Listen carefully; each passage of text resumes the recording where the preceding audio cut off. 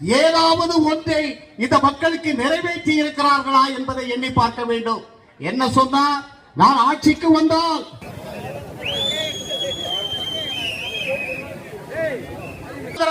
அழகிரியினுடைய மகள் கனிமொழி பேசுகிறார். என்னுடைய சித்தப்பா தமிழகம் முழுவதும் சுற்றி வருகிறார். 500 பேர் அவரோடு அணிவகுத்து நிற்கிறோம். சட்டமன்றத்தை முற்றுகையிடுவோம். இந்த பகுதியிலே நாங்கள் ஒரு தடுப்பணை அமைத்து இந்த மக்கள் வாழ்கின்ற பகுதியாக மாற்றி தருவோம் என்ற உத்தரவாதத்தை தருகிறேன். பிரச்சனை நான் நீண்ட நேரம் பேச விரும்பவில்லை.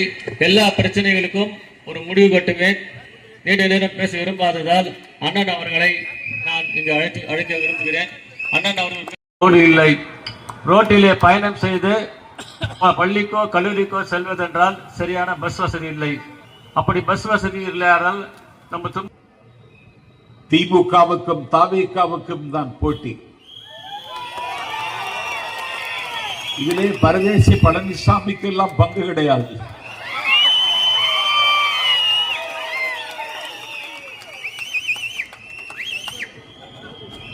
இந்த தேர்தலில் தமிழக வெற்றி கழகம் தனித்தே நிற்கிறது. திராவிட மாடல் அரசு நடத்துகிற அண்ணன் ஸ்டாலினுடைய திமுக 26 கட்சிகளோடு களத்துக்கு வருகிறது. திமுகவின் வரலாற்றில் அதற்கு இப்படி ஒரு சோகம் இதற்கு முன் நிகழ்ந்ததில்லை. 200 சாதி குழுக்கள் ஸ்டாலினை ஊருக்கு தாங்கி பிடிக்கின்றன. பழனிசாமிக்கு 10 கட்சிகள், திமுகவிற்கு 26 கட்சிகள். 36 கட்சிகளையும் எதிர்கொள்ளுகிற ஆற்றலும் ஆண்மையும் எங்கள் வெற்றி கழகத்தினுடைய தலைவருக்கு இருக்கிறது என்பதற்கு பொன்னேரி கூட்டமே சாட்சி. மூடிக்கொண்டு 1 கோடி இளைஞர்கள் களத்தில் நிற்கிறார்கள். ஒரு வரலாற்று மாணவனாக நாஞ்சில் சம்பத் பதிவு செய்கிறேன். எங்கள் தலைவன் விஜய்க்கு கிடைத்தது போன்ற இளைஞர்கள் உலகத்தில் எந்த தலைவருக்கும் கிடைத்ததில்லை.